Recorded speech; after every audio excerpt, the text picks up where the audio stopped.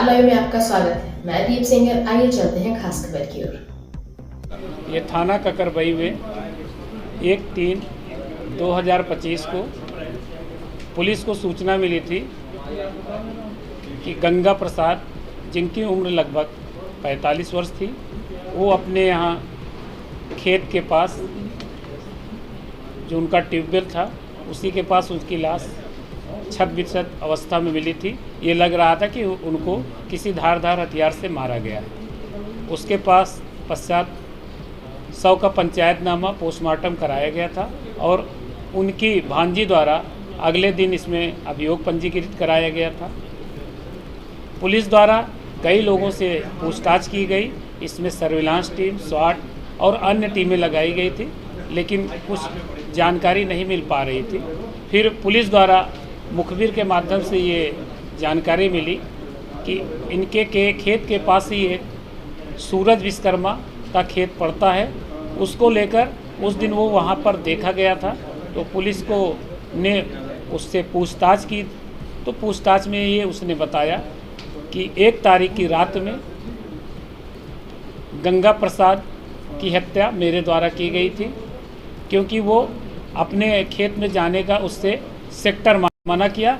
उसके पश्चात इन दोनों की हार्ट अटैक हुई है। उसके बाद उसने कुल्हाड़ी से वार किया, जिससे उसकी मृत्यु हो गई है।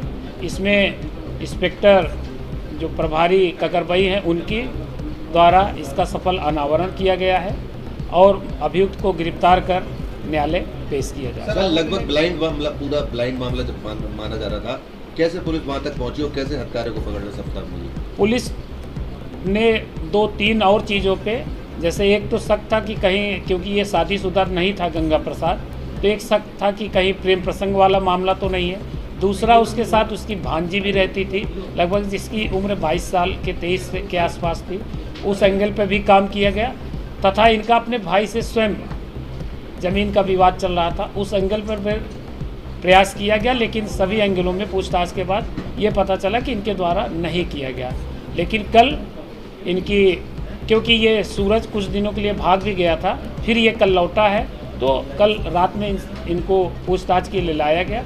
तब ये सारी चीज़ें निकल के आई कि केवल रास्ते को लेकर विवाद, कि रास्ता जाने के लिए मांग रहा था, वो मना कर दिया। इसी गुस्से में आकर उसने इनको मार दिया, जिससे इनकी मृत्यु हो गई।